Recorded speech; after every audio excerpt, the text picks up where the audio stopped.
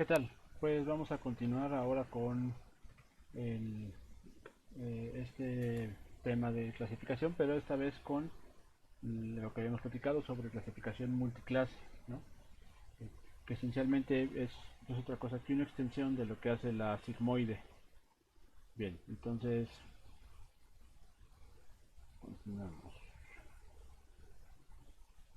Eh, la sigmoide nos escogía valores entre 0 y 1, ¿no? Y habíamos visto que no era lo más recomendable intentar clasificar más de un valor en la sigmoide porque significaría escoger regiones dentro de la sigmoide para cada clase, cosa que sería pues sensiblemente numérico, ¿no? Quisiéramos que una clase estuviera dada por su cercanía al 1 o su cercanía al 0.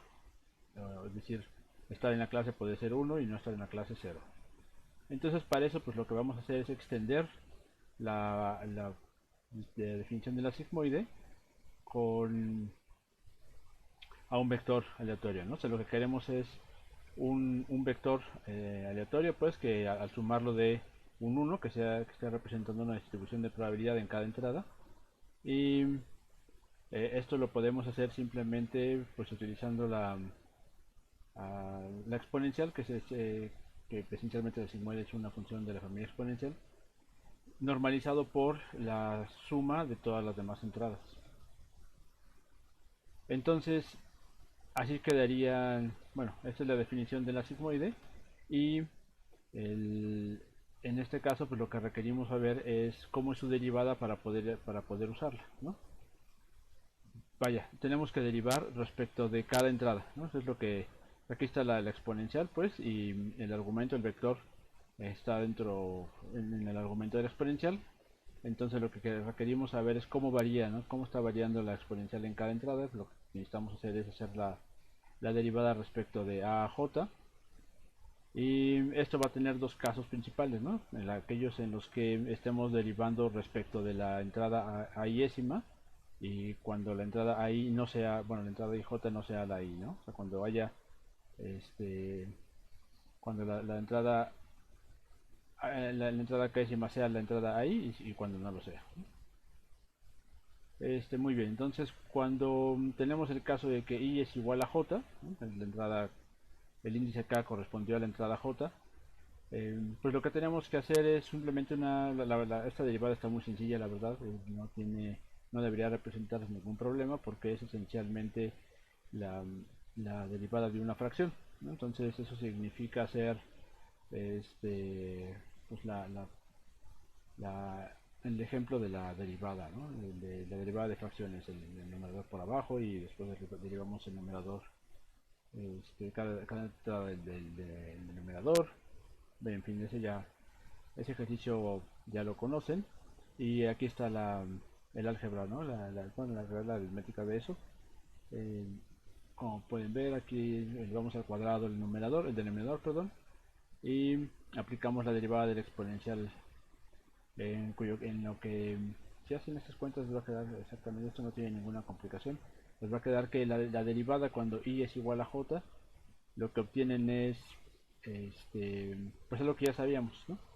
La derivada de la sigmoide, es decir, pi por 1 menos pj. Si se fijan aquí, lo que tenemos es, vamos a terminar con e exponencial a la entrada j décima sobre la suma, entonces esa es la derivada o esa es la probabilidad eh, para la entrada j décima, ¿no?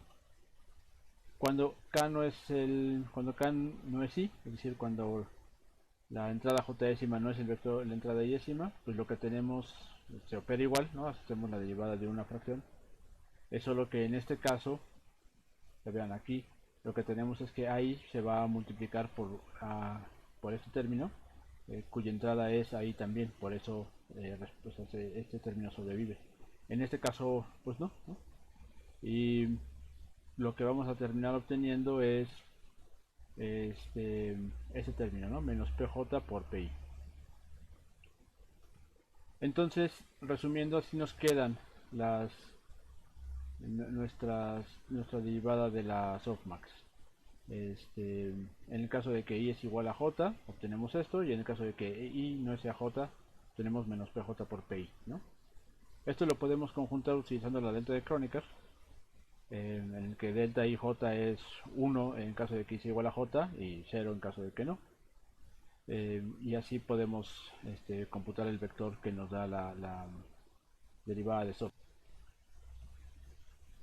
Ahora, lo que tenemos que hacer ahora es una función de costo precisamente para nuestra clasificación multiclase, ¿no?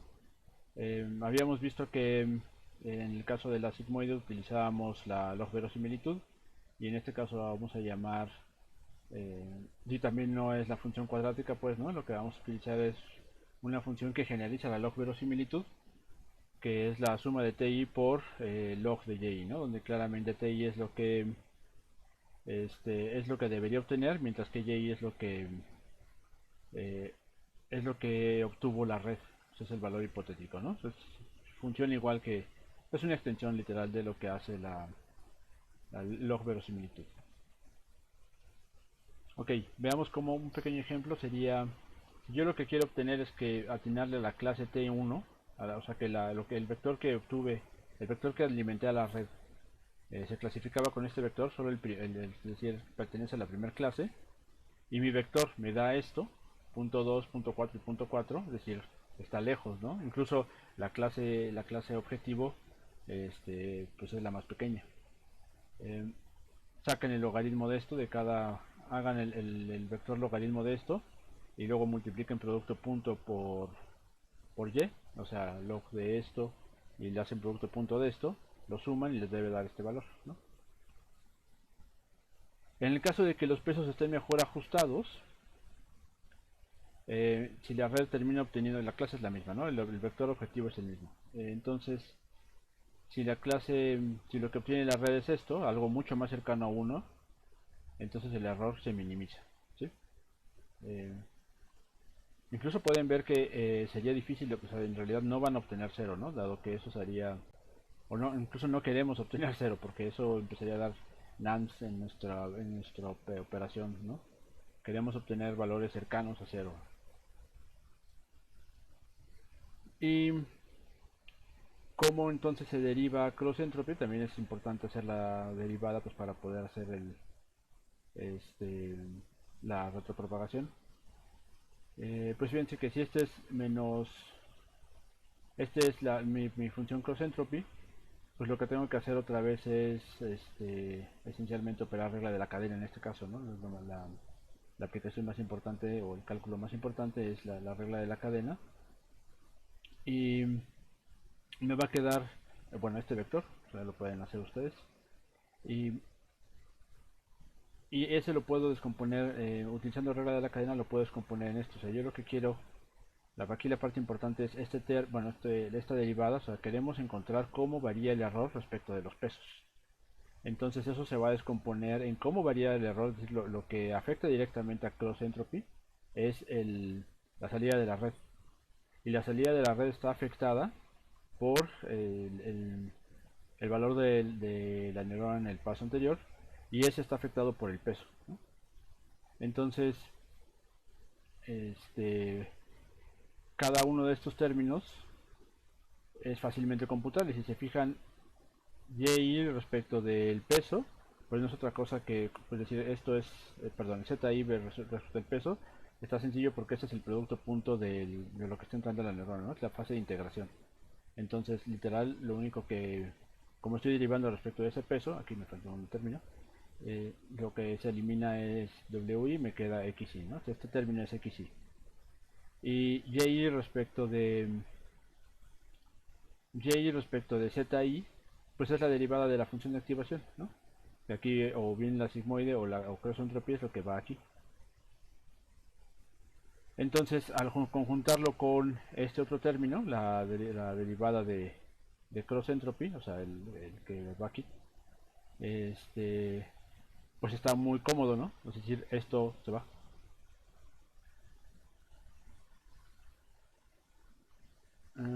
Sí, exacto, ¿no? Esto es si se fijan, pues se elimina precisamente el 1 menos y y el término, la expresión final me queda que cross entropy esta es la forma de computarlo, ¿no? O sea, es muy similar, o sea, se puede extender o entender a partir la sigmoide porque el gradiente está computado por el valor que debía haber obtenido menos, ¿no?, por el error, ¿no?, de la función, el error de la red cometido, ¿no? Este es el error de la red, ¿no?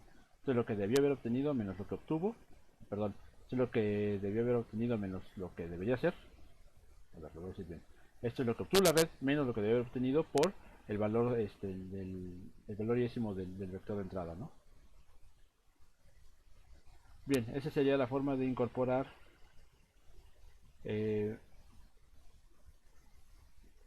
esa sería la forma de incorporar el vector, la derivada de nuestra función de error en el cálculo del gradiente. Ahora, este ejemplo ya lo vimos en el notebook y lo que estamos haciendo es, en nuestro conjunto de entradas son estos puntos en el plano que tienen dos clases, ¿no? Bueno, con, con el código que vimos en clase, pues si se fijan, lo que obtenemos al final es que el plano quedó clasificado en dos regiones, ¿no? Sin tener que hacer mucho más sobre los datos, en realidad nada, más allá de verificar que estén dentro del menos 1, 1, ¿no?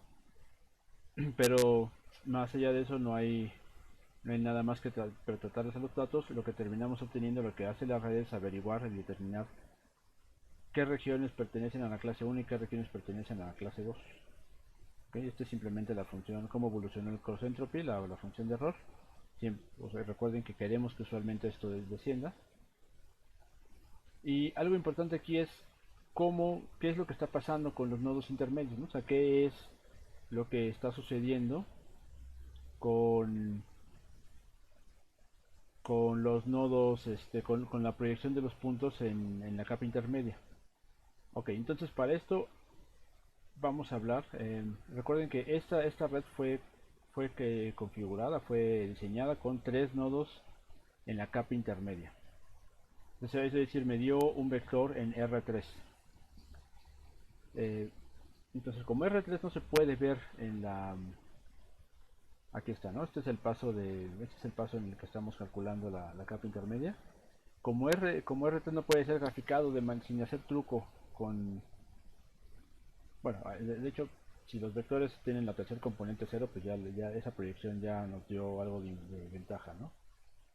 Pero asumiendo que no, pues tenemos que hacer un truco. El de proyectar estos puntos que están en dimensión 3 a dimensión 2 para poder graficarlos. Eso lo vamos a hacer, salvo que lo veamos, o sea, aquí simplemente asumen o por lo pronto créanme que existe un método para aplastar los puntos en n dimensiones que yo desee, y ese algoritmo se llama PCA. Entonces, es uno de varios, ¿no?, que hacen esta técnica que se llama reducción de dimensión. Entonces, ¿qué es lo que vamos a hacer? Lo que vamos a hacer es hacer feed forward a nuestros puntos en AH. Estas son las neuronas esa es la activación de nuestras neuronas en el segundo paso, en la capa intermedia, y luego hacemos la capa de salida, ¿no? Entonces AH, estos vectores son, no sé, 150 puntos, 300 puntos del círculo con tres dimensiones. Eso es lo que tiene aquí este vector. Eso lo vamos a pasar a meter dentro de nuestro algoritmo de reducción de dimensión, y para quedarnos simplemente con las dos dimensiones más importantes. Aquí eso simplemente es una gráfica de verificación. Si se fijan en lo que me está diciendo, no toman en cuenta los decimales, ¿no? Lo que nos interesa son el 0, 1 y 2. Aquí lo que estoy diciendo, lo que se puede interpretar de esta gráfica es que con una componente obtenemos algo como el 50% de varianza de los datos, la reconstrucción es como el 50%, y ya con dos componentes obtenemos la totalidad de la varianza. Bueno, ya con las tres componentes obtenemos, ya no varía nada claramente, porque con uno ya teníamos el 100%. Está genial, porque quiere decir que estos datos en tres dimensiones pues se podían simplemente ver en dos, ¿no? Y, y así se ven nuestros datos.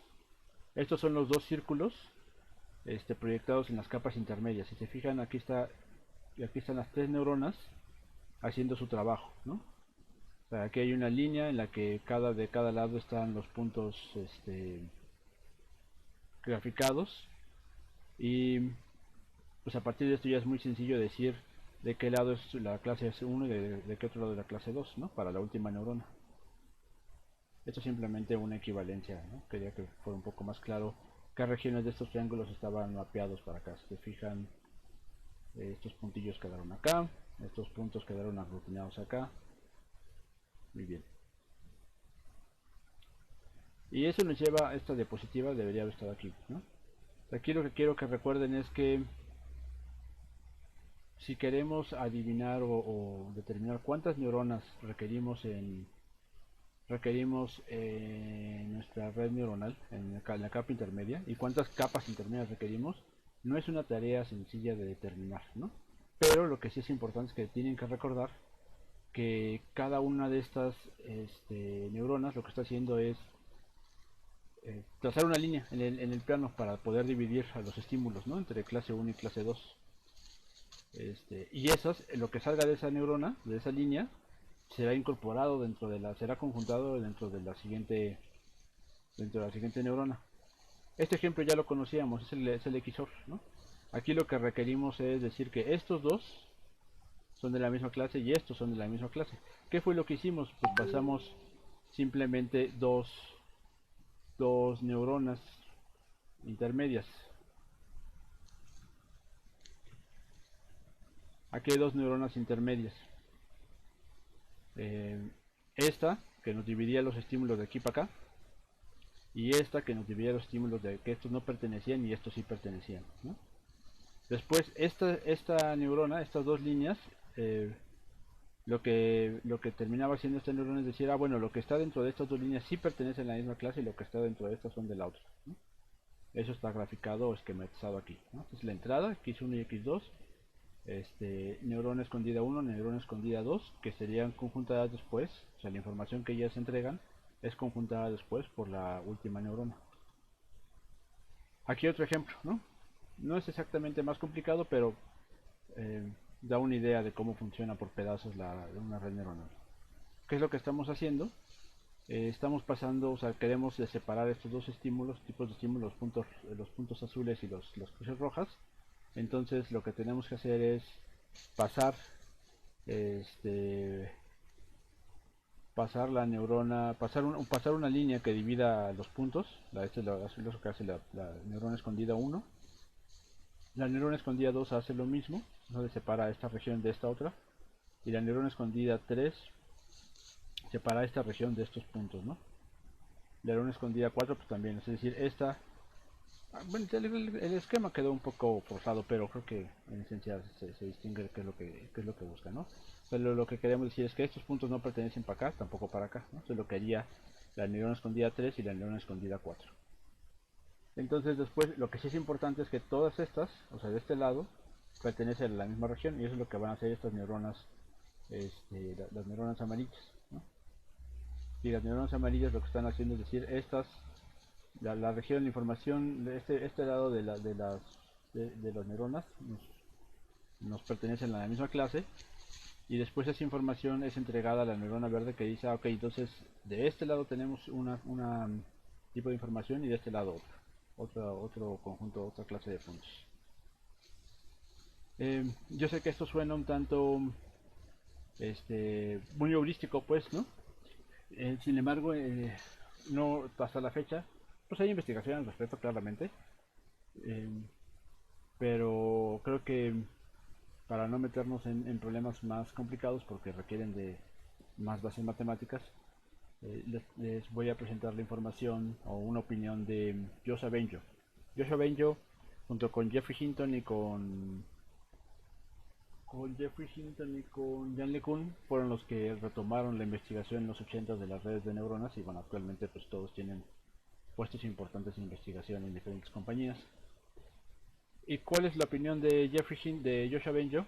Pues que la forma de determinar cuántas capas y también cuántas neuronas son importantes, se requieren en cada capa, o cuántas capas requiere tu red y cuántas neuronas por capa, pues es muy sencillo. Sigue agregando hasta que el error ya no mejore, ¿no? Es una suerte de regla del codo.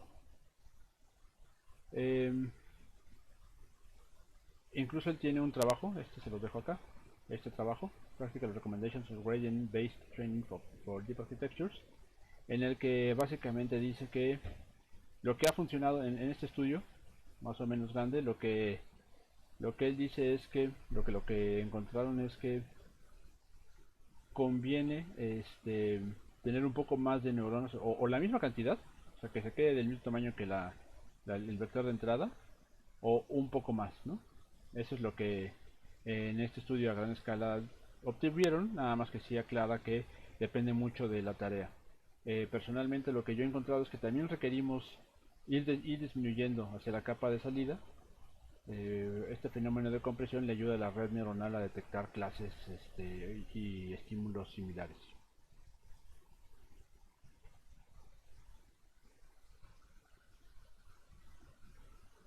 Pues bien, pues por lo pronto con esto los dejo y nos vemos en clase pronto.